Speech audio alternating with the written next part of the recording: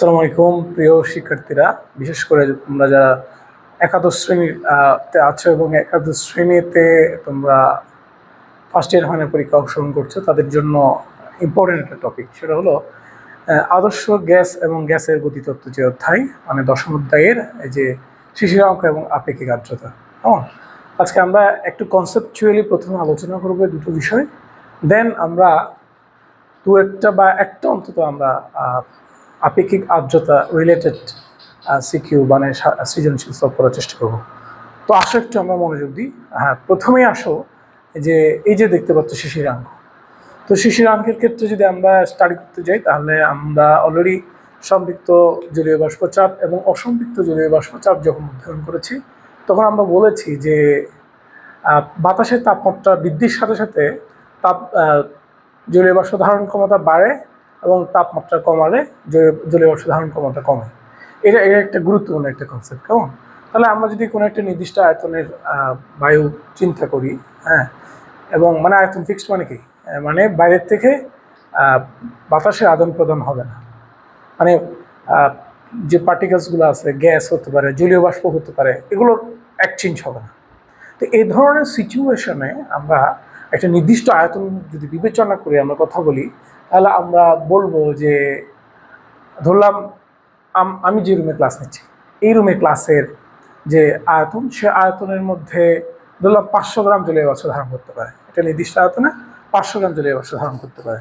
তো 500 গ্রাম জলীয় বাষ্প ধারণ করলে, হ্যাঁ, সর্বোচ্চ 500 গ্রাম জলীয় বাষ্প ধারণ করতে পারে। তাহলে এই জলীয় বাষ্প ধারণ করা অবস্থায় বাতাস যে চাপ দিবে, সেটাকে আমরা বলছি কি, সম্পৃক্ত জলীয় বাষ্প চাপ। কেমন? এর চেয়ে কম জলীয় বাষ্প থাকলে ওই স্থানে জলীয় বাষ্প যে চাপ প্রয়োগ করবে, সেটা হচ্ছে অসম্পৃক্ত জলীয় বাষ্প চাপ। তাহলে আমরা তো অলরেডি ইতিমধ্যে বলে এসেছি যে তাপমাত্রা কমালে কি কমবে, বাতাসের জলীয় বাষ্প ধারণ ক্ষমতা কমবে। তাহলে তাই যদি হয়, ধরলাম আমার রুমের টেম্পারেচার হচ্ছে 30 ডিগ্রি সেন্টিগ্রেড। 30 ডিগ্রি সেন্টিগ্রেড তাপমাত্রায় এখানে সর্বোচ্চ জলীয় বাষ্প থাকতে পারে 500 গ্রাম। ধরা যাক আছে, এখন প্রেজেন্ট আছে 400 গ্রাম। তাহলে 400 গ্রাম প্রেজেন্ট আছে। তো আমরা তো বলেছি যে তাপমাত্রা কমালে কি হবে, জলীয় বাষ্প ধারণ ক্ষমতা কমে যাবে। তাহলে ধরা যাক তাপমাত্রা কমাচ্ছে আমি 28 ডিগ্রি সেন্টিগ্রেড তাপমাত্রায়, ধরা যাক সর্বোচ্চ মানে 30 ডিগ্রি সেন্টিগ্রেডের সর্বোচ্চ ধরতে পারে, রাখতে পারে 400 গ্রাম, 500 গ্রাম আছে, 400 গ্রাম। এখন আমরা বললাম 28 ডিগ্রি সেন্টিগ্রেড তাপমাত্রায়, মানে নিচে তাপমাত্রা কমালাম, তাহলে সর্বোচ্চ জলীয় বাষ্প ধারণ ক্ষমতা কত? ধরা যাক 450 গ্রাম, 450 গ্রাম।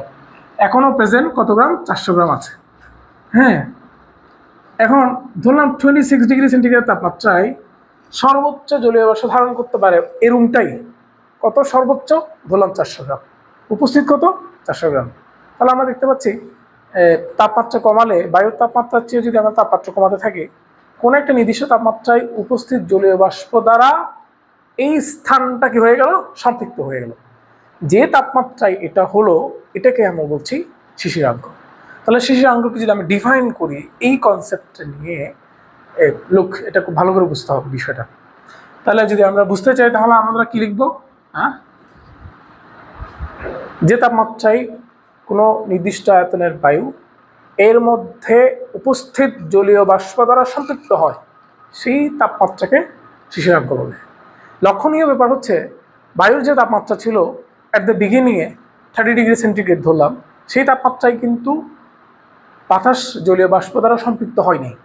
কিন্তু তাপমাত্রা কমাচ্ছি, যেহেতু জলীয় বাষ্প ধারণ ক্ষমতা কমছে, অতএব একটা বায়ুর তাপমাত্রার চেয়ে একটা নিম্ন তাপমাত্রায় উপস্থিত জলীয় বাষ্প দ্বারা ওই স্থানের বাতাস সম্পৃক্ত হয়ে গেল। সেজন্য এই বায়ু তাপমাত্রার চেয়ে এই যে নিম্ন তাপমাত্রা, এটাকে আমরা বলছি শিশিরাঙ্ক। তাহলে শিশিরাঙ্কের ডেফিনিশনটা আমরা যদি লিখি, যে তাপমাত্রায় কোনো নির্দিষ্ট আয়তনের বায়ু এর মধ্যে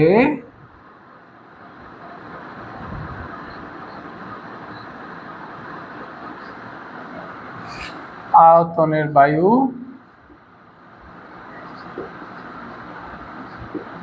এর মধ্যে উপস্থিত জলীয় বাষ্প দ্বারা সম্পৃক্ত হয়।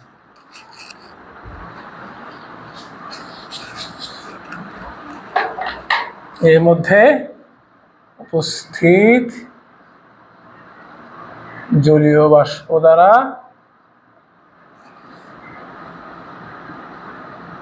সম্পৃক্ত হয় তাকে, মানে ওই তাপমাত্রাটাকে, তাকে শিশিরাঙ্ক বলে। এই যে শিশিরাঙ্ক। হ্যাঁ, তাহলে এখান থেকে আমরা বেশ কিছু কোশ্চেন অ্যান্সার করতে পারি, কেমন? যেমন আমরা যদি বলি সকাল হতে না হতে এই যে শিশির উধাও হয়ে যায় কেন, আবার বিকেল হতে না হতেই শিশির কোথা থেকে চলে আসে, রাতের বেলা কুয়াশা হয় কেন, অত্যধিক কুয়াশার কারণে গাড়ি চালাতে পারে না, এটা কেন হয়? এই প্রশ্নের অ্যান্সার করার সময় আমাদেরকে শিশিরাঙ্ক টাচ করতে হবে। কীরকম? যদি বলি রাতের বেলা যখন, শীতের দিনে রাতের বেলা যখন হয়, তখন আমরা যে দিনের বেলা চেয়ে রাতের বেলা অনেক তাপমাত্রা কমে যায়। তাপমাত্রা কমতে কমতে শিশিরাঙ্কে পৌঁছে। শিশিরাঙ্কে পৌঁছলে কি হবে? ওই জায়গায় যে জলীয় বাষ্প আছে সেই জলীয় বাষ্প দ্বারা স্থানটা সম্পৃক্ত হয়ে যাবে, এবং তাপমাত্রা যদি আরও কমে যায়, ধরলাম 16 ডিগ্রি সেন্টিগ্রেড হচ্ছে কি শিশিরাঙ্ক, তাপমাত্রা একদম ধরো 12 ডিগ্রি সেন্টিগ্রেডে চলে গেল, তাহলে উপস্থিত জলীয় বাষ্প দ্বারা 16 ডিগ্রি সেন্টিগ্রেডে সম্পৃক্ত হয়ে গেছে। আরও যেহেতু তাপমাত্রা কমে গেছে, তাহলে বাতাসে জলীয় বাষ্প ধারণ ক্ষমতা আরও কমে গেল। তাহলে কিছু জলীয় বাষ্প যেগুলো বাতাসে ছিল কিন্তু তাপমাত্রা কমার কারণে এখন আর জলীয় বাষ্প থাকতে পারবে না, কি যেতে হবে? ফ্রোজেন হয়ে যেতে হবে। এগুলো তখন পানি আকারে মানে প্রকৃতি থেকে, মানে শূন্য থেকে, মানে বাতাস থেকে ঝরতে থাকে, হ্যাঁ, যেটা ক্রমান্বয়ে জমে জমে শিশিরের রূপ নেয় এবং অনেক সময় বৃষ্টির মতো পরিবেশ তৈরি করতে পারে, হ্যাঁ, যখন খুব বেশি কুয়াশা হয়। তাহলে এই প্রশ্নগুলো আনসার করার সময় শিশিরাঙ্ক টাচ করতে হবে, নাহলে তোমার অ্যান্সারটা পারফেক্ট হবে না। এখন শিশিরাঙ্ক নির্ণয় করতে হয় আমাদেরকে। তো নির্ণয় করার জন্য আমরা এর আগে আরেকটা জিনিস পড়ে ফেলি, সেটা হলো আপেক্ষিক আর্দ্রতা। আপেক্ষিক আর্দ্রতা কাকে বলে? আপেক্ষিক আর্দ্রতা। আপেক্ষিক আর্দ্রতা পড়তে গিয়ে আমরা যদি বলি আর্দ্রতা নীতি কি? আর্দ্রতা নীতি হচ্ছে পদার্থবিজ্ঞানের যে শাখায় কোনো স্থানের বায়ু শুষ্ক না ভিজা এটা নিয়ে স্টাডি করা হয়, তাকে বলা হয় আর্দ্রতা নীতি, মানে হিউমিডিটি। তো আর্দ্রতা নীতি কেন অধ্যয়ন করা হয়? কারণ কোনো স্থানের বায়ু কতটুকু ভিজা বা কতটুকু শুষ্ক এটা জানার মাধ্যমে আমরা বলতে পারবো যে বৃষ্টি হওয়ার সম্ভাবনা কেমন, বা কেমন বৃষ্টি হতে পারে, ভারী বৃষ্টি হবে কিনা, হ্যাঁ, এই ধরনের প্রেডিকশন করা যায়। এরপরে বাতাস যদি খুব শুষ্ক হয়, মানে বাতাসে যদি জলীয় বাষ্পের প্রেজেন্স নাই থাকে, তাহলে বৃষ্টি কোথার থেকে হবে? হ্যাঁ, তখন শুষ্কতা বিরাজ করবে পরিবেশটা। এবং এই যে আপেক্ষিক আর্দ্রতা জানার মাধ্যমে আমরা বলতে পারবো যে পরিবেশটা স্বস্তিজনক হবে, স্বস্তিকর নাকি অস্বস্তিকর হবে। যেমন একটা প্রশ্ন খুব আসে যে একই তাপমাত্রায় ঢাকা অপেক্ষা চট্টগ্রামে অস্বস্তি বোধ হয় কেন বেশি? তাপমাত্রা একই, হ্যাঁ, তাপমাত্রা একই, কিন্তু যেহেতু চট্টগ্রাম সাগর পাড়ে অবস্থিত, যেমন বা কক্সবাজার সাগর পাড়ে অবস্থিত, এখানকার বাতাসে জলীয় বাষ্পের পরিমাণ বেশি হয়। জলীয় বাষ্পের পরিমাণ বেশি হলে তাপমাত্রা একই, ধরলাম এখানেও 40, এখানেও 40 ডিগ্রি সেন্টিগ্রেড, কিন্তু বাতাসে জলীয় বাষ্প বেশি থাকার কারণে আমাদের যে সুইট বা ঘাম হয় সেই ঘামটা প্রকৃতি শোষণ করবে না, মানে জমে যাবে, হ্যাঁ, কাপড় ভিজে যাবে, মানে মুখ থেকে কপাল থেকে ঝরতে থাকবে, হ্যাঁ। তাহলে এই ঘামের জন্যই মূলত কী হয়? অস্বস্তি বোধ হয়। তাহলে একই তাপমাত্রা, বাট চট্টগ্রামে যেহেতু জলীয় বাষ্পের পরিমাণ বেশি বাতাসে সাগর পারে হওয়ার কারণে, সেজন্য চট্টগ্রামের বাতাস কোনো ব্যক্তির গায়ে যে ঘাম তৈরি হয় সেটা কী করবে না? শোষণ করবে না, মানে ঘাম জমাবে, থেকে যাবে। সেজন্য চট্টগ্রামে একটু অস্বস্তি বেশি হয়। মানে কক্সবাজার আরও যদি বলি, হ্যাঁ, কক্সবাজারে কী হবে? অস্বস্তি বোধ বেশি হবে। তো এই ধরনের প্রশ্নগুলো আমরা আসতে পারি। আপেক্ষিক আর্দ্রতা আসুন কাকে বলে? আপেক্ষিক আর্দ্রতা আগে আরেকটা জিনিস জানতে পারি আমরা, সেটা হলো পরম আর্দ্রতা কি? কোনো নির্দিষ্ট আয়তনের বায়ুতে উপস্থিত জলীয় বাষ্পের পরিমাণকে ওই স্থানের পরম আর্দ্রতা বলে। সোজা কথা যদি বলি পরম আর্দ্রতা কাকে বলে, ডেফিনিশনটা লাগে। তাহলে আপেক্ষিক আর্দ্রতা হচ্ছে কি? আপেক্ষিক আর্দ্রতা হচ্ছে কোনো নির্দিষ্ট তাপমাত্রায়, মানে বায়ুর তাপমাত্রায় কোনো নির্দিষ্ট আয়তনের বায়ুতে উপস্থিত জলীয় বাষ্পের ভর এবং ওই তাপমাত্রায় ওই স্থানের বায়ুকে সম্পৃক্ত করতে প্রয়োজনীয় জলীয় বাষ্পের ভরের অনুপাতকে আপেক্ষিক আর্দ্রতা বলে। যদি আমরা এভাবে লিখি আপেক্ষিক আর্দ্রতা ডিফাইন করি, এটাকে সচরাচর যেহেতু রিলেটিভ হিউমিডিটি সেজন্য আর দ্বারা প্রকাশ করা হয়। আর সমান আমরা লিখতে পারি যে বায়ুর তাপমাত্রায় মানে কোনো নির্দিষ্ট আয়তনের বায়ুতে কোনো একটি নির্দিষ্ট তাপমাত্রায় বলতে পারি হ্যাঁ, নির্দিষ্ট আয়তনের বায়ুতে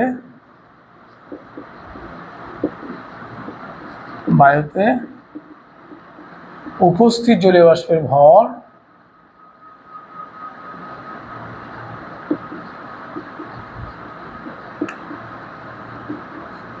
এবং মানে এটা নিশ্চয়ই বায়ুর তাপমাত্রা বোঝাচ্ছে, কেমন? হ্যাঁ, বায়ুর তাপমাত্রায়, তাহলে ওই তাপমাত্রায় মানে বায়ুর তাপমাত্রায় ওই স্থানের বায়ুকে সম্পৃক্ত করতে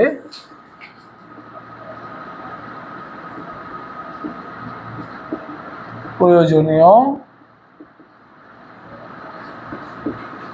জলীয় বাষ্পের ভর, হ্যাঁ, এটাকে আমরা বলতে পারি আপেক্ষিক আর্দ্রতা, কেমন? তাহলে আমি যদি বলি এটা বায়ুর তাপমাত্রা বোঝাচ্ছে, কেমন? বায়ুর তাপমাত্রায় মানে একটা নির্দিষ্ট তাপমাত্রায় আর কি, বায়ুর তাপমাত্রায় নির্দিষ্ট আয়তনের বায়ুতে উপস্থিত জলীয় বাষ্পের ভর ডিভাইডেড বাই ওই তাপমাত্রায় ওই স্থানের বায়ুকে সম্পৃক্ত করতে প্রয়োজনীয় জলীয় বাষ্পের ভর। দেখো একটা জিনিস তোমাদের এর আগে যে আমরা এক্সাম্পলটা দিলাম, যে আমি এই রুমের এক্সাম্পল দিয়েছি, যে ধরা যাক 30 ডিগ্রি সেন্টিগ্রেড তাপমাত্রায় এই রুমে সর্বোচ্চ জলীয় বাষ্প ধারণ করতে পারে কত? মনে আছে তোমাদের 500 গ্রাম বলেছিলাম। তো এখন আছে কত? এটা 500 গ্রাম ধরতে পারে, সর্বোচ্চ আছে 400 গ্রাম। তাহলে আমি যদি এখন এটাকে খেয়াল রাখি, দেখো বায়ুর তাপমাত্রায় নির্দিষ্ট আয়তনের বায়ুতে উপস্থিত জলীয় বাষ্পের ভর, তাহলে উপস্থিত কত? 400 গ্রাম। আবার ওই তাপমাত্রায় ওই স্থানের বায়ুকে সম্পৃক্ত করতে প্রয়োজনীয় জলীয় বাষ্প কত লাগবে? 500 গ্রাম। তাহলে 400/500, এটা হচ্ছে আপেক্ষিক আর্দ্রতা। একটা বিষয় লক্ষ্য করলে তোমরা দেখো, এই যে আমরা যে লিখলাম, কেমন? আপেক্ষিক আর্দ্রতা লিখতে গিয়ে আমরা যে জলীয় বাষ্পের ভর ডিভাইডেড বাই এই যে ভরটাকে ইন্ট্রোডিউস করলাম, তাহলে আমি এইভাবে লিখতে পারি, এই যে বায়ুর তাপমাত্রায় নির্দিষ্ট আয়তনের বায়ুতে উপস্থিত জলীয় বাষ্পের চাপ, জাস্ট সব কিছু সেম, খালি আমি এখানে চাপ লিখলাম। এখানেও ওই তাপমাত্রায় ওই স্থানের বায়ুকে সম্পৃক্ত করতে প্রয়োজনীয় জলীয় বাষ্পের চাপ। হ্যাঁ, ভর থেকে চাপে চলে গেলাম, যাওয়া যায়, কারণ এই চাপ ইজ প্রপোর্শনাল টু ভর, সোজা কথা। হ্যাঁ, চাপ বাড়বে যদি ভর বাড়ে, তো চাপ যদি বাড়ে ভর বাড়লে তাহলে আমি মানে P is proportional to M. হ্যাঁ, তাহলে আমি এখান থেকে লিখতে পারি, দেখো P1/m1 সমান P2/m2 লেখা যায়। মানে আমি লিখতে পারি P1/P2 সমান M1/M2, দাস এভাবে লেখা যায়। তো এই লাইনটাকে যদি আরেকটু যদি আমরা করি, দেখো নিচের লাইনটা আমি ঠিক রাখলাম। হ্যাঁ, বায়ুর তাপমাত্রায় ওই স্থানের বায়ুকে সম্পৃক্ত করতে প্রয়োজনীয় জলীয় বাষ্পের চাপ, একটু উপরে লিখি, এটা মুছে ফেললাম, এটা লাগবো না, হ্যাঁ, হেডিং থাকলেই হলো। তাহলে কি বললাম, এখানে লিখবো নিচেরটা ঠিক রাখলাম, ওই তাপমাত্রায় ওই স্থানের বায়ুকে সম্পৃক্ত করতে প্রয়োজনীয় জলীয় বাষ্পের চাপ। উপরের লাইনটাকে আমি যদি একটুভাবে চিন্তা করি, দেখো খেয়াল করো, এই যে আমরা যে এক্সাম্পলটা দিয়েছিলাম, হ্যাঁ, এক্সাম্পলটা কি ছিল? 30 ডিগ্রি সেন্টিগ্রেড তাপমাত্রায় আমি যে রুমে ক্লাস নিচ্ছি সেই রুমে সর্বোচ্চ জলীয় বাষ্প থাকতে পারে 500 গ্রাম, উপস্থিত কত? 400 গ্রাম। হ্যাঁ, কিন্তু আমি যদি তাপমাত্রা কমাই, তাপমাত্রা কমাইতে কমাইতে কততে 26 ডিগ্রি সেন্টিগ্রেড তাপমাত্রায় সর্বোচ্চ জলীয় বাষ্প ধারণ ক্ষমতা হচ্ছে 400 গ্রাম, উপস্থিত 400 গ্রাম। তাহলে আমি বলতে পারি শিশিরাঙ্ক কত? 400 গ্রাম, সরি 26 ডিগ্রি সেন্টিগ্রেড। তাহলে 26 ডিগ্রি সেন্টিগ্রেড তাপমাত্রায় উপস্থিত জলীয় বাষ্প হচ্ছে 400 গ্রাম, সর্বোচ্চ নিতে পারে 400 গ্রাম। তাহলে এই রুমটা, হ্যাঁ, 30 ডিগ্রি সেন্টিগ্রেডে কি ছিল না? উপস্থিত জলীয় বাষ্প দ্বারা সম্পৃক্ত ছিল না, কিন্তু 26 ডিগ্রি সেন্টিগ্রেডে উপস্থিত জলীয় বাষ্প দ্বারা কি হয়ে গেল? সম্পৃক্ত হয়ে গেল। মানে এটা হচ্ছে শিশিরাঙ্কের সম্পৃক্ত জলীয় বাষ্প চাপ না? যেহেতু 26 ডিগ্রি সেন্টিগ্রেড হচ্ছে শিশিরাঙ্ক, আবার 26 ডিগ্রি সেন্টিগ্রেডের সর্বোচ্চ জলীয় বাষ্প ধারণ করতে পারে 400 গ্রাম, উপস্থিতি আছে 400 গ্রাম, তাহলে আমি বলতে পারি যে উপরের এই লাইনটাকে, হ্যাঁ, বায়ুর তাপমাত্রা নির্দিষ্ট আয়তনে বায়ুতে উপস্থিত জলীয় বাষ্পের ভর মানে বা চাপ, এটাকে আমি লিখতে পারি শিশিরাঙ্কের সম্পৃক্ত জলীয় বাষ্প চাপ। শিশিরাঙ্কে নিচেরটা ঠিক রাখলাম, এটাকে আমি কায়দা করে আমরা শিশিরাঙ্কের চাপটা লিখলাম, সম্পৃক্ত জলীয় বাষ্প চাপ, মানে সম্পৃক্ত কিন্তু, হ্যাঁ, কারণ শিশিরাঙ্কে সম্পৃক্ত হয়ে যায়, উপস্থিত জলীয় বাষ্প ধারাই সম্পৃক্ত হয়ে যাচ্ছে। তাহলে এটাকে ছোট হাতের এফ লেখা হয়, এটাকে বড় হাতের এফ লেখা হয়, পার্সেন্টেজ দিয়ে প্রকাশ করা হয়। হ্যাঁ, তাহলে এই হলো আপেক্ষিক আর্দ্রতা। এখন এই আপেক্ষিক আর্দ্রতার পরিমাণ যদি বেশি হয়, আর যদি বেশি হয় তাহলে কি হবে, মানে ধরো বেশি মানে 50%-এর বেশি হলে, 60%-এর বেশি হলে, হ্যাঁ, মানে কি বাতাস ভিজা হবে। বাতাস ভিজা মানে অস্বস্তি বোধ বেশি হবে, বৃষ্টি হওয়ার সম্ভাবনা বেশি। বাতাস ভিজা, বৃষ্টির সম্ভাবনা বেশি, অস্বস্তি বোধ হবে। হ্যাঁ, এই এই ব্যাপারগুলো খেয়াল রাখতে হবে। আর এর মান যদি 50-র কম হয়ে যায়, 50%-এর কম হয়ে গেলে তখন বাতাসকে শুষ্ক বলা যায়, বৃষ্টি হওয়ার সম্ভাবনা কম, শুষ্কতা বিরাজ করবে শীতকালের মতো, এবং অস্বস্তি বোধ হবে কম। কারণ আমরা জানি আপেক্ষিক আর্দ্রতা কম হওয়া মানে হচ্ছে বাতাসে জলীয় বাষ্পের পরিমাণ কম। বাতাসে জলীয় বাষ্পের পরিমাণ কম হলে কি হবে, বাতাস যেখান থেকে পারে সেখান থেকে পানিকে জলীয় বাষ্প করার চেষ্টা করবে। তখন এই যে আমাদের যে ঘাম হবে, সেই ঘামটা মানে শরীর থেকে বের হওয়ার সাথে সাথেই বাতাস মানে শুষে নেবে, মানে ঘাম জমানোর সুযোগ থাকবে না, আর অস্বস্তি বোধ কম হবে। হ্যাঁ, কাপড় দ্রুত শুকাবে। শীতের দিনে কাপড় দ্রুত শুকায়, মানে অন্ধকারে ফেলে রাখলেও কাপড় শুকায় যাবে, কারণ কাপড়ের মধ্যে যে পানি থাকে সেটা কি করে নেবে, শোষণ করে নেবে। এটা একটা প্রশ্ন যে যখন বৃষ্টির দিন, বর্ষার সময় কাপড় দেখা যায় 2-3 দিন ফেলা রাখবা, দেখবা যে কি শুকাচ্ছে না। কেন? কারণ বাতাসে জলীয় বাষ্পের পরিমাণ বেশি হওয়াতে কাপড়ে যে পানি আছে সেটা আর জলীয় বাষ্প হবে না, সেজন্য থেকে যাবে।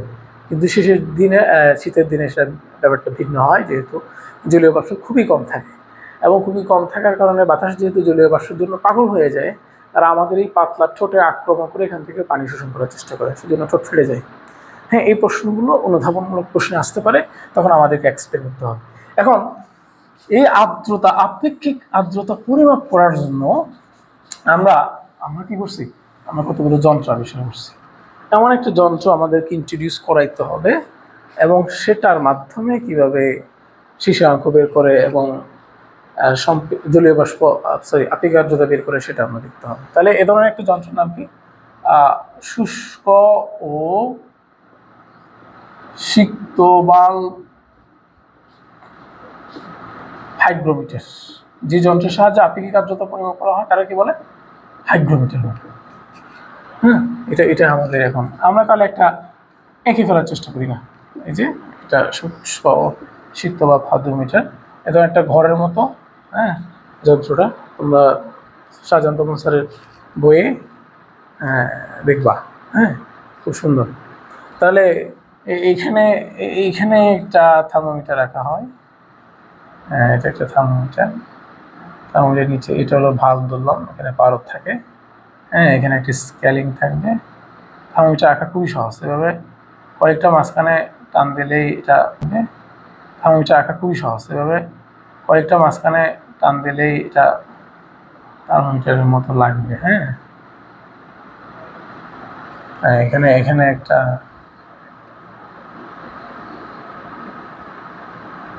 এটা একটা ভাল্ব, এটা এটা একটা মসলিনের কাপড়ে জড়িয়ে একটা বিকার, পানিপূর্ণ বিকারের মধ্যে ডুবানো থাকবে। তাহলে এটা একটা থার্মোমিটার।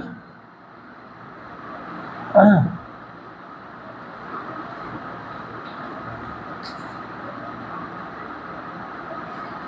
আপনি বসে আছেন, এই যে আমাদের যদি একটু দেখি, তাহলে এটা হচ্ছে শুষ্ক বাল্ব, এটা হচ্ছে সিক্ত বাল্ব। এই যে দুইটা ভাল্ব, এটা কি, এটা ধরলে এটা কাঁপবে, ধরা যাবে না। একটা শুষ্ক বাল্ব আর একটা কি পেলাম, সিক্ত বাল্ব পেলাম আমরা। এই জন্য এই যন্ত্রটাকে আমরা নাম দিয়েছি শুষ্ক ও সিক্ত বাল্ব হাইগ্রোমিটার। শুষ্ক ও সিক্ত বাল্ব হাইগ্রোমিটার। হ্যাঁ, তাহলে ধরা যাক এটার তাপমাত্রা হচ্ছে 1 ডিগ্রি সেন্টিগ্রেড, আর এটার তাপমাত্রা হচ্ছে 2 ডিগ্রি সেন্টিগ্রেড।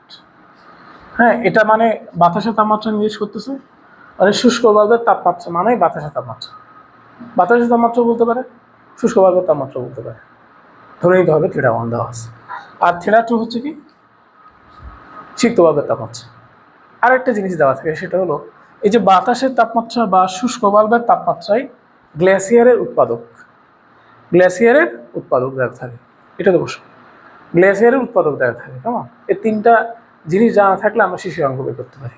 তাহলে এটা যদি হয় তাহলে শিশিরাঙ্ক যদি কি হয়, শিশিরাঙ্ক থিটা হলে আমরা এখান থেকে থিটা সমান pi theta 1 equals to theta 1 minus g into theta 1 minus theta 2। হ্যাঁ, এই সমীকরণটা পাওয়া যায়। হ্যাঁ, অনেকে এটাকে এভাবেও লিখে, বা থিটা 1 মাইনাস থিটা সমান জি ইনটু থিটা 1 মাইনাস থিটা 2। এটা হচ্ছে গ্লেসিয়ারের উৎপাদক, তবে কার তাপমাত্রায়? মানে বায়ুর তাপমাত্রায়। বায়ু মানে শুষ্ক বাল্বের তাপমাত্রায়, শুষ্ক বাল্বের তাপমাত্রায় গ্লেসিয়ারের উৎপাদক। তো একটা বিষয় এখানে লক্ষণীয়, সেটা হচ্ছে ধরুন থিটা 1 থিটা 2 দুইটাই দেওয়া আছে। থিটা 1 ধরলাম 30 ডিগ্রি সেন্টিগ্রেড দেওয়া আছে, আর 28 ডিগ্রি সেন্টিগ্রেড দেওয়া আছে। থিটা 1 মানে 30 তো জি দেওয়া আছে, আবার 28 অঙ্ক আমাদের যদি জানা হয়ে যায় তাহলে আমি আর বের করতে পারি, কারণ শিশিরাঙ্ক জানলে আমি ধরলাম আমি জানলাম শিশিরাঙ্ক 24 ডিগ্রি সেন্টিগ্রেড বা 26 ডিগ্রি সেন্টিগ্রেড জানতে পারলাম, তাহলে আমি বলবো 26 মানে 26 ডিগ্রি সেন্টিগ্রেড তাপমাত্রায় সম্পৃক্ত জলীয় বাষ্প চাপ বসাই দিব, আর বায়ুর তাপমাত্রা মানে 30 ডিগ্রি সেন্টিগ্রেড তাপমাত্রায় সম্পৃক্ত জলীয় বাষ্প চাপ বসাই দিব। দুটো বসাই দিলেই আমি আর পেয়ে যাচ্ছি। আর পেয়ে গেলে আমি কি করতে পারবো? কমেন্টস করতে পারবো যে কোথায় বিষয় আরম্ভ করতে হবে, কি রাজশাহী নাকি চট্টগ্রাম। হ্যাঁ, এটা আমরা এক্সপ্লেন করতে পারবো। তাহলে কোনো একটা উদ্দীপকে নিশ্চয়ই এই রাজশাহীতে এবং চট্টগ্রামে আপেক্ষিক আর্দ্রতা বের করার ডেটা দেওয়া থাকবে। সেই ডেটাকে কাজে লাগিয়ে আমরা শিশিরাঙ্ক বের করবো। শিশিরাঙ্ক যদি দেওয়া না থাকে, আবার শিশিরাঙ্ক বলে দেয়, আর শিশিরাঙ্কে যদি সম্পৃক্ত জলীয় বাষ্প চাপ দেওয়া থাকে, আর যদি বায়ুর তাপমাত্রা বলে দেয়, আর বায়ুর তাপমাত্রা যদি সম্পৃক্ত জলীয় বাষ্প চাপ দেওয়া থাকে, তাহলে আমরা তো দুটো বসিয়ে খুব সহজে আপেক্ষিক আর্দ্রতা বের করতে পারি। প্রয়োজন নাই, দুটো সমীকরণ জানলেই হয়। একটা হচ্ছে theta equals to theta 1 minus g into theta 1 minus theta 2, আর একটা হচ্ছে আর সমান ছোট হাতের এফ, হ্যাঁ, বাই বড় হাতের এফ ইন 100%। ছোট হাতের এফ মানে কিসে? শিশিরাঙ্কে সম্পৃক্ত জলীয় বাষ্প চাপ। ছোট হাতের এফ উপরে হয়, বড় হাতের এফ নিচে হবে, কেমন? হ্যাঁ, মাঠে যখন কেউ খেলা দেখতে যায় তখন তো ছোটকে উপরে রাখে, হ্যাঁ, ছোটকে তো নিচে রাখলে সে দেখতে পাবে না। আব্বা যদি ছোট ছেলেকে নিয়ে ফুটবল খেলা দেখতে যায় তখন তাকে কী করবে? কাঁধের উপর নিয়ে নেবে, মানে ছোট উপরে বড়টা নিচে। এই হলো আপেক্ষিক আর্দ্রতার সমীকরণ। তাহলে আমরা যদি হাইপোথেটিক্যাল একটা প্রবলেম করি, আমি একটু মনে মনে বলি যে কিভাবে কঠিনটা হয়। ধরলাম শিশিরাঙ্ক 24 ডিগ্রি সেন্টিগ্রেড, হ্যাঁ, আর বায়ুর তাপমাত্রা হচ্ছে 30 ডিগ্রি সেন্টিগ্রেড। সেন্টিগ্রেড তাপমাত্রা যদি সম্পৃক্ত জলীয় বাষ্প চাপ দেওয়া থাকে, আর 30 ডিগ্রি সেন্টিগ্রেড তাপমাত্রা যদি সম্পৃক্ত জলীয় বাষ্প চাপ দেওয়া থাকে, তাহলে আমরা খুব সহজেই আপেক্ষিক আর্দ্রতা বের করতে পারি। ওকে, এর আগে বন্ধ করো নাই তো আবার। তাহলে আমরা আপেক্ষিক আর্দ্রতা বের করতে পারি। হ্যাঁ, ছোট একটা মানুষ আসছে, ডিস্টার্ব করে। হ্যাঁ, এটা ঠিক না। তাহলে আমরা এখন 24 ডিগ্রি সেন্টিগ্রেড এবং 30 ডিগ্রি সেন্টিগ্রেড মানে শিশিরাঙ্কে এবং বায়ুর তাপমাত্রায় সমস্যা হলো সম্পৃক্ত জলীয় বাষ্প চাপ দেওয়া থাকে না। কি করে? ধরলাম সম্পৃক্ত জলীয় বাষ্প চাপ দেওয়া থাকবে 26-এ দেওয়া থাকবে, আর 22-এ দেওয়া থাকবে। 26 ডিগ্রি সেন্টিগ্রেডে দেওয়া থাকবে আর 22 ডিগ্রিতে দেওয়া থাকবে। 24-এর জন্য বের করতে হবে। এখানেও 32-এর জন্য দেওয়া থাকবে, আর 28-এর জন্য দেওয়া থাকবে, বা 30 মানে 31-এর জন্য দেওয়া থাকবে, বা 29-এর জন্য দেওয়া থাকবে, 30-এর জন্য দেওয়া থাকবে না। তখন আমাদের কি করতে হয়? একটু কায়দা করে বের করে নিতে হয় খুব সহজে, ঐকিক নিয়ম করে। হ্যাঁ, আমরা এ ধরনের একটা সিকিউ আমরা এখন করবো, কেমন? আসো আমরা একটা সিকিউ লিখি, একদম রিসেন্ট আসা এ ধরনের একটা প্রবলেম।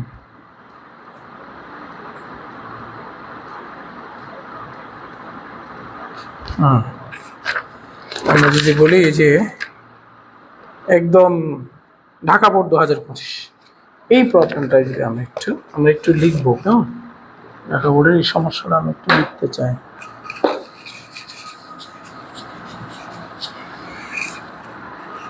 আমাদের বলা হচ্ছে কি, কোনো একদিন আবহাওয়া রিপোর্টে বরিশালের শিশিরাঙ্ক 15.5 ডিগ্রি সেন্টিগ্রেড, কোনো একদিন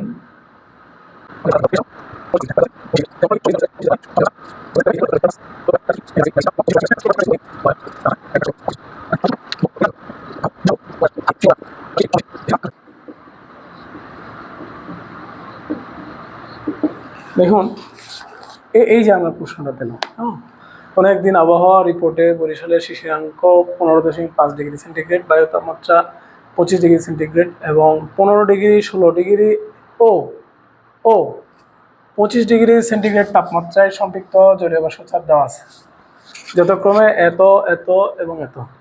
উক্ত দিনে কুয়াকাটার তাপমাত্রা একই থাকা সত্ত্বেও অস্বস্তিকর ছিল।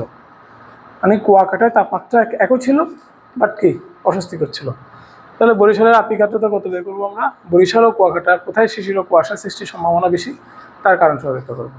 তাহলে আমরা বরিশালের আপেক্ষিক আর্দ্রতা বের করার জন্য কি লাগবে? আর সমান আমরা জানি শিশিরাঙ্কে সম্পৃক্ত জলীয় বাষ্প চাপ ডিভাইডেড বাই বায়ুর তাপমাত্রায় সম্পৃক্ত জলীয় বাষ্প চাপ। তাহলে শিশিরাঙ্ক কত? শিশিরাঙ্ক 15.5 ডিগ্রি। 15.5 ডিগ্রি সেন্টিগ্রেড তাপমাত্রা কি সরাসরি জলীয় বাষ্প চাপ দেওয়া আছে? দেখুন দেওয়া নেই, কিন্তু 15 এবং 16তে দেওয়া আছে। তাহলে আমাদের 15 এবং 16তে যে দেওয়া আছে তার জন্য আমরা কিভাবে 15.5 ডিগ্রি সেন্টিগ্রেডে জলীয় বাষ্প চাপ বের করবো সেটা দেখবো। এরপরে 25 ডিগ্রি সেন্টিগ্রেড বায়ু তাপমাত্রা, ওটা থেকে আবার সরাসরি দেওয়া আছে, তাহলে একটু কষ্ট কমে গেল। তাহলে আমরা এইভাবে বরিশালের বের করবো।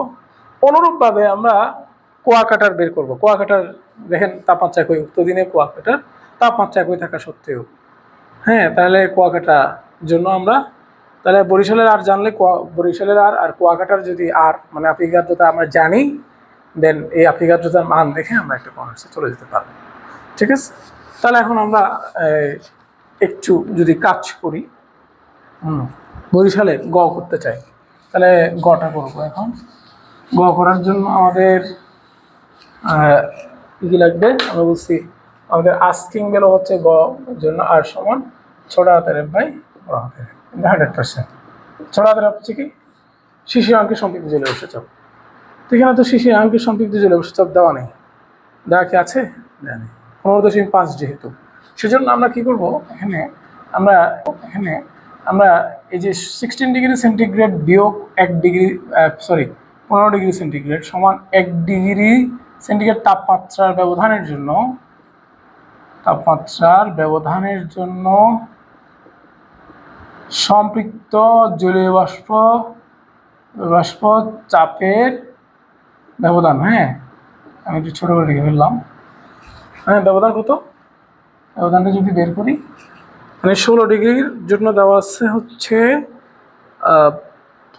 13.63 ইন্টু 10⁻³ মাইনাস 12.5 ইন্টু 10⁻³ এই যে মিটার পারদ চাপ। চাপকে আমরা মিটার পারদ চাপ বলতে পারি। হ্যাঁ, মিটার পারদ চাপ। তাহলে 1 ডিগ্রির ব্যবধানের জন্য আমি কি চাপের ব্যবধান পেয়ে গেলাম। তো আমার তো লাগে কতর জন্য? 15.5। তাহলে 15তে চাপ কত সেটা দেওয়া আছে। তাহলে আর 0.5 ডিগ্রি সেন্টিগ্রেড তাপের পার্থক্যের জন্য যদি আমি চাপের পার্থক্য জানি, 15 ডিগ্রি সেন্টিগ্রেডের জন্য চাপ যত, তার সাথে যদি 0.5-এর জন্য যা পাবো তার যদি যোগ করে দিই, তাহলে 15.5-এর জন্য আমি চাপের পার্থক্য পেয়ে যাবো। ঠিক আছে, তো এটা নিয়ে এত টেনশন করার কিছু নাই। তাহলে ব্যবধানের জন্য সম্পৃক্ত জলীয় বাষ্পের চাপের পার্থক্য কত হবে? এটার থেকে এটা বিয়োগ করি, বিয়োগ করলে কত হবে? 1.13 ইন্টু 10⁻³ ইন্টু 0.5, এই যে 5 গুণ করে দিলাম। তাহলে 5 গুণ করে দিলে আমাদের ভ্যালুটা এখন চলে আসবে, হ্যাঁ। তাহলে 0.565 ইন্টু 10⁻³ এই যে HG। সুতরাং শিশিরাঙ্কে বা 15.5 ডিগ্রি সেন্টিগ্রেড এ সম্পৃক্ত জলীয় বাষ্প চাপ, ছোট হাতের F সমান লিখবো ওই যে 15-এর জন্য যা 12.5 যোগ এটা যোগ করে দেবো, এবং 565 ইন্টু 10⁻³ মিটার SG। তাহলে আমরা একটু ভ্যালু পেয়ে যাচ্ছি। সেই ভ্যালুটা হচ্ছে 13.065 ইন্টু 10⁻³ মিটার এসছি। আপনি বসে আছেন কেন? শুয়ে পড়েন। তাহলে আমি এই যে শিশাঙ্কে পেয়ে গেলাম। এখন আমার কি দরকার? আমার আরেকটা দরকার কি? বায়ুর তাপমাত্রায় সম্পৃক্ত জলীয় বাষ্প চাপ, এটাও দেওয়াই আছে। বায়ুর তাপমাত্রায় সম্পৃক্ত জলীয় বাষ্প চাপ, তাহলে বড় হাতের F সমান, এটা একদম সরাসরি দেওয়া আছে। সরাসরি দেওয়া না থাকলেও সমস্যা নাই, আমরা এভাবে বের করে নিব। যদি প্যাচ দেয় 24 × 10⁻³ মিটার এসছে। সুতরাং বরিশালের আপেক্ষিক আর্দ্রতা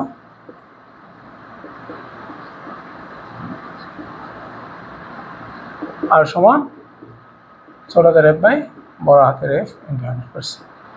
তাহলে আমরা দেখতে পাচ্ছি এখানে আমরা দিব উপরে 13.065 - 3 মিটার এসজি ডিভাইডেড বাই হচ্ছে 24 × 10⁻³ মিটার এসজি ইন্টু 100%। 100% করলে একদম ভ্যালুটা কত আসবে আমরা সবাই জানি, সেটা হবে 54.43 ডিগ্রি। এই যে 43%, 54.43%। হ্যাঁ, তাহলে তো হয়ে গেল। এরপরে কাজ কি? এরপর আমরা তাহলে 54.43 আমরা মনে রাখি। পুনর্বার আমরা কুয়াকাটায় আপেক্ষিক আর্দ্রতা কত সেটা বের করব। হ্যাঁ, তো কুয়াকাটার তাপমাত্রা সেম দেওয়া আছে, শিশিরাঙ্ক সেম দেওয়া আছে। হ্যাঁ, কিন্তু কুয়াকাটার অস্বস্তি বোধ বেশি।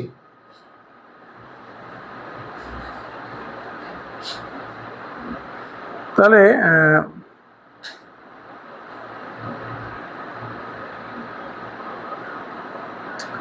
উক্ত দিনে কুয়াকাটার তাপমাত্রা একই থাকা সত্ত্বেও অস্বস্তি বোধ বেশি। তাহলে এখান থেকে আমরা একটা ডেটা বের করতে পারি। হ্যাঁ, তাহলে অস্বস্তি বোধ বেশি কেন? অস্বস্তি বোধ বেশি এটা বোঝাচ্ছে যে কুয়াকাটার আপেক্ষিক আর্দ্রতা বরিশাল হতে বেশি, ঠিক না? এটা একটা ক্লু না? যেহেতু কুয়াকাটায়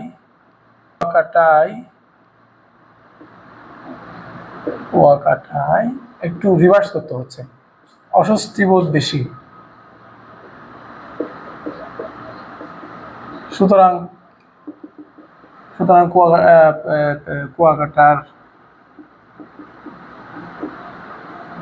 কুয়াকাটায় আপেক্ষিক আর্দ্রতা বরিশালের চেয়ে বেশি।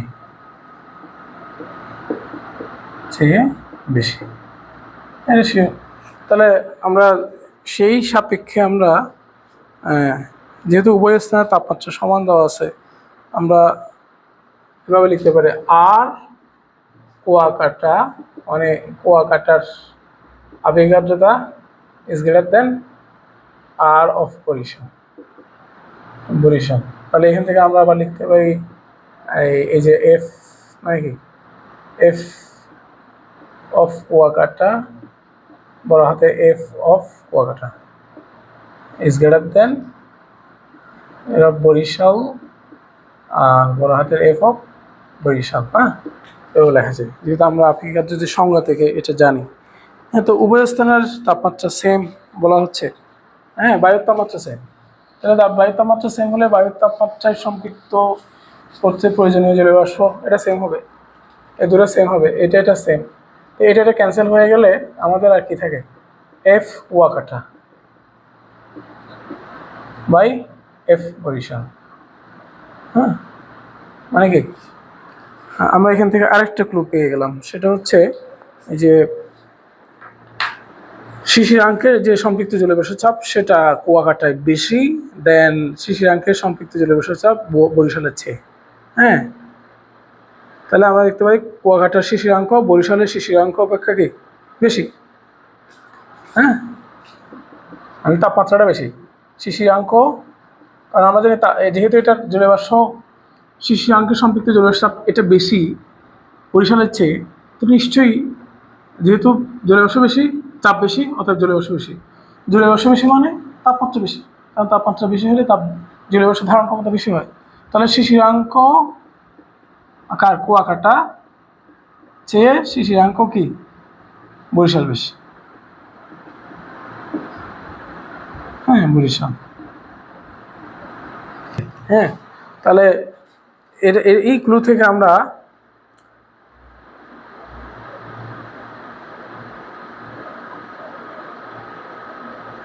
দেখো, তাহলে আমি যদি এই শিশিরাঙ্কের তাপমাত্রা যেহেতু ধরলাম, এটা ধরলাম, এটা তো 15.5 দেওয়া আছে ডিগ্রি সেন্টিগ্রেড, তাহলে এটা মোর দেন দ্যাট, ধরা যাক এটা 18 ডিগ্রি সেন্টিগ্রেড, আমি জানি না, ধরলাম 18। তো উভয় স্থানের কিন্তু বাতাসের তাপমাত্রা কত? 25 ডিগ্রি সেন্টিগ্রেড। তাহলে 25 ডিগ্রি সেন্টিগ্রেড, আমি এখানে 25টা আমি দেখা যাচ্ছে কি 25টা আমি একটু মাঝখানে করে লিখলাম। তাহলে 25 থেকে 15.5 আগে পৌঁছাবে নাকি 18 আগে পৌঁছাবে? নিশ্চয়ই 18 আগে পৌঁছাবে। মানে শিশিরাঙ্কে যেহেতু বেশি কুয়াকাটায়, সেজন্য 18 ডিগ্রি সেন্টিগ্রেড তাপমাত্রায় 25 থেকে আগে পৌঁছাবে। যেখানে আগে শিশিরাঙ্কে পৌঁছে যাবে সেখানে আগে শিশিরাঙ্কের পরে তাপমাত্রা কমলে তো জলীয় বাষ্প বেশি থেকে যাবে, সেটা কি হবে? গ্র্যাজুয়ালি পানি হয়ে যাবে।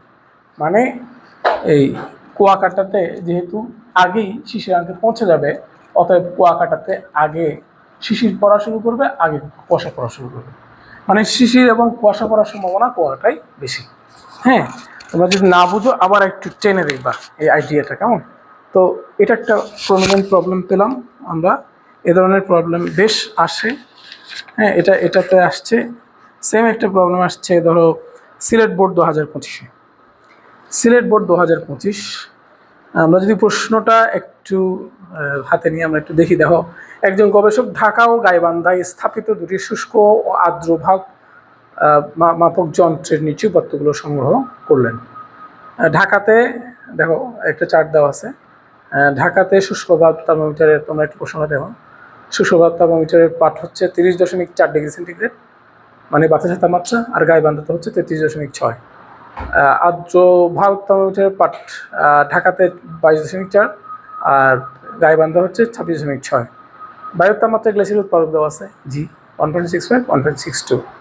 যখনই গ্লেসিয়ার উৎপাদকের কথা আসবে নিশ্চয়ই এটা দেওয়া থাকতে হবে, কারণ এটা মুখস্থ করার কিছু নেই। এভাবে 17 degree, 18 degree, 22 degree, 23 degree, 30 degree, 31 degree, 33 degree, 34 degree centigrade তাপমাত্রা সমৃদ্ধ জলীয় বাষ্প চাপ দেওয়া আছে। হ্যাঁ, তাহলে আমাদেরকে বলছে উদ্দীপক অনুসারে ঢাকার শিশিরাঙ্ক নির্ণয় করতে। তো ঢাকার শিশিরাঙ্ক বের করব, খুব মজা। তাহলে আসলে আমরা ঢাকার বরিশাল সিলেট বোর্ড 2025-এর এই প্রশ্নটা আমরা একটু দেখি। তাহলে আমাকে বলছে কি ঢাকার শিশিরাঙ্ক বের করতে, থেটা বের করতে। তো আমরা জানি ঢাকার শিশিরাঙ্ক বের করতে গেলে, থেটা বের করতে গেলে আমাদের সূত্র কি? থেটা 1 মাইনাস জি ইন্টু থেটা 1 মাইনাস থেটা 2। মানে শুষ্ক এবং সিক্তভাব আর্দ্রতা মাপক যন্ত্রের শুষ্ক এবং সিক্তভাবে তাপমাত্রা দেওয়া থাকতে হবে এবং বায়ুর তাপমাত্রায় গ্লেসিয়ারের উৎপাদক দেওয়া থাকতে হবে। শিওর? তাহলে এখানে দেওয়া আছে, দেখো থেটা 1 দেওয়া আছে কত, আমার এই চারটা 30.4 ডিগ্রি সেন্টিগ্রেড, থেটা 2 দেওয়া আছে 22.4 ডিগ্রি সেন্টিগ্রেড, আর জি দেওয়া আছে 1.65। তো ভেরি ইজি, এখন বসাই দিলে হচ্ছে 30.4 মাইনাস 1.65 ইন্টু 30.4 বিয়োগ 22.4। তাহলে আমি সব বসিয়ে দিলে ঢাকার শিশিরাঙ্ক পেয়ে যাচ্ছি, সেটা হলো 17.2 ডিগ্রি সেন্টিগ্রেড। হ্যাঁ, এই হলো গরুর গ। এখন আমাকে বলছে উপরোক্ত তথ্য মতে কোন স্থান ভেজা কাপড় দ্রুত শুকাবে? ঘোড়ার গতে বলছে উপরোক্ত তথ্য মতে কোন স্থানে ভেজা কাপড় দ্রুত শুকাবে। তাহলে ভেজা কাপড় কোথায় দ্রুত শুকাবে? আপেক্ষিক আর্দ্রতা যেখানে বেশি সেখানে, নাকি আপেক্ষিক আর্দ্রতা যেখানে কম সেখানে?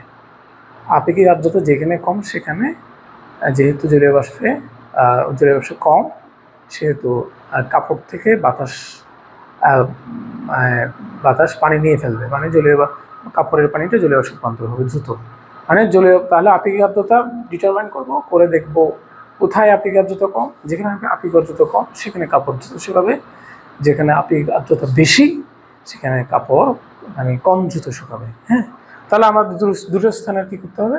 আপেক্ষিক আর্দ্রতা বের করতে হবে। তাহলে আমি যেহেতু ঢাকারটা পেয়ে গেলাম, তাহলে ঢাকার শিশিরাঙ্ক পেয়ে গেছি, তাহলে ঢাকার আর কত?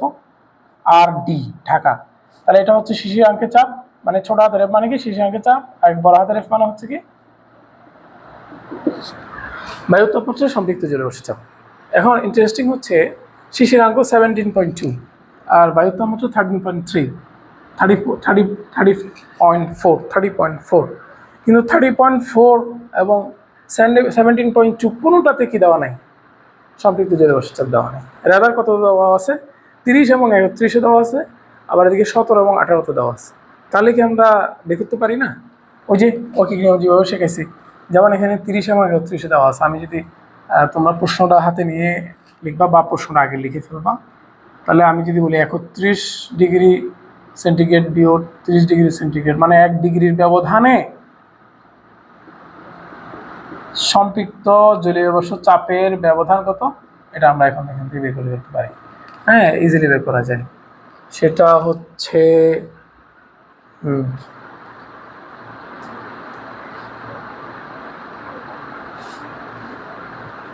33.37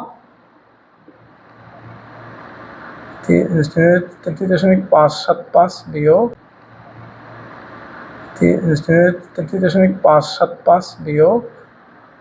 31.85 মিলিমিটার এইচজি। কেমন, এত বার চাপ। তাহলে এটা কত আসে, এটা যদি আমি ডিফারেন্স করি তাহলে আমাদের আসবে হচ্ছে 0.92 1.9 মিলিমিটার এইচজি। তাই এটা তো 1 ডিগ্রির জন্য, তাহলে 0.2 এর জন্য কত, আমি 1.9 এর সাথে 0.2 গুণ করবো, গুণ করলে আমার চলে আসবে কত আসবে, সেটা আসবে হচ্ছে 32.6, না এটা আসবে হচ্ছে 0.76 হ্যাঁ,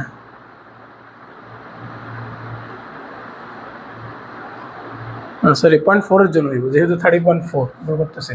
হ্যাঁ 30.4, তাহলে 0.4 এর জন্য নেব 0.4.6। তাহলে আমি এখন যদি লিখি 30 ডিগ্রি সেন্টিগ্রেড যোগ 0.4 সেন্টিগ্রেড সমান সেলসিয়াস এ সম্পৃক্ত জলীয় বাষ্প চাপ, দুটো যোগ করে দিলে আমি বড় হাতের এফ পেয়ে যাচ্ছি 33.75 যোগ 0.76 mmHg। ভেরি ইজি, কিন্তু তুমি একবার বুঝলে ইজিলি পারবা। এগুলো যদিও একটু মানে আমি এখানে করাচ্ছি, তোমার কাছে বিরক্তি মনে হতে পারে, কিন্তু অঙ্কগুলো সহজ। কিন্তু 32.61, হ্যাঁ 32 না সরি, এটা 31.85 হবে, 31.85 32.61 মিলিমিটার এইচজি। তাহলে আমি পেয়ে গেলাম। এভাবে অনুরূপভাবে আমরা বের করতে পারবো না 17.2-তে, অনুরূপভাবে একদম 1 ডিগ্রির ব্যবধানে চাপের ব্যবধান। তো 1 ডিগ্রির ব্যবধান কীভাবে, বিয়োগ 17 সমান 1 ডিগ্রি সেলসিয়াস ব্যবধানে সম্পৃক্ত জলীয় বাষ্প চাপ কত আসে, ডিফারেন্স করলে আমি একটু দেখে লিখে ফেলতেছি। এমন 0.92 মিলিমিটার এইচজি। তাহলে 0.2 এর জন্য কত, 0.2 এর জন্য এটার সাথে 0.92 এর সাথে 0.2 গুণ করবো, যেহেতু এটা 1 জন্য। 1 জন্য হলে 1 উপর অন্য কিছুর জন্য হলে কি গুণ করতে হয়। হ্যাঁ, 1 কেজি চালের দাম 5 কেজি হলে 3 কেজি দাম হতো, রৈখিক নিয়ম কি বলো, গুণ করতে হয়। তাহলে গুণ করলাম, করলে এখানে আমরা একটু ভ্যালু পাচ্ছি 0.2, এখানে ভ্যালুটা আসবে হচ্ছে 0.184 মিলিমিটার এসেছে। তাহলে 17.2 ডিগ্রি সেন্টিগ্রেডে সম্পৃক্ত জলীয় বাষ্প চাপটা হচ্ছে বড় হাতের এফ সমান, সরি ছোট হাতের এফ সমান, আমরা 17-এ কত পেয়েছিলাম, 17-এ 14.56 এর সাথে 0.184 যোগ করলে হয়ে গেল, তাহলে হবে 14.744 মিলিমিটার এসছে। তাহলে এই যে ছোট হাতের বড় হাতের এফ পেয়ে গেলে আমি আর ডি বের করতে পারি, ছোট হাতের এফ বাই বড় হাতের এফ ইন্টু 100%। তো এখানে ছোট হাতের এফ কত পেয়েছি, 32.61, সরি 14.744 32.61 100%, তাহলে কত আসবে, আলটিমেটলি আমরা একটি ভ্যালু পেয়ে যাচ্ছি ঢাকার জন্য, সেটা হলো 45.21%। হয়ে গেল। তাহলে আমি একটু দেখালাম না ঢাকারটা কীভাবে বের করবো। তাহলে গাইবান্ধাও সেম, প্রথমে যে ডেটাগুলো দেওয়া আছে সেগুলো থেকে গাইবান্ধা শিশিরাঙ্ক বের করবো, দেন শিশিরাঙ্কে সরাসরি যদি চাপ দেওয়া না থাকে এই স্টাইলে শিশিরাঙ্কের জন্য চাপ বের করবো এবং বায়ু তাপমাত্রার জন্য চাপ বের করবো, সম্পৃক্ত জলীয় বাষ্প চাপ, দেন দুটোর জন্য আমি পেয়ে যাবো। তাহলে এভাবে আর গাইবান্ধা আমি যদি লিখি তাহলে আমি যে ভ্যালুটা পাইছি আমি সেটা সরাসরি লিখে ফেলতেছি। কেমন? গাইবান্ধার জন্য আমাদের প্রাপ্ত ভ্যালু হচ্ছে 51.63%। তাহলে ঢাকারটা কত? 45 পয়েন্ট, আর গাইবান্ধার কত? 51। তাহলে আর ডি ইজ লেস দেন আর জি। সুতরাং তাহলে বলো কাপড় কোথায় দ্রুত শুকাবে? যেহেতু ঢাকাতে জলীয় বাষ্প চাপ সরি আপেক্ষিক আর্দ্রতা কম, মানে বাতাসে জলীয় বাষ্পের পরিমাণ কম, সুতরাং ভিজা কাপড় দ্রুত শুকাবে। সুতরাং ঢাকায় কাপড় দ্রুত শুকাবে। এই হলো আমাদের প্রবলেমটা। আজকে আমরা এখানেই রাখছি। হ্যাঁ, আর ইতিমধ্যে আরও কিছু লেকচার শেয়ার করা হয়েছে, ওগুলো তোমরা দেখবে। আশা করি সমস্যা হবে না। আর কোনো সমস্যা থাকলে কমেন্টসে জানাও।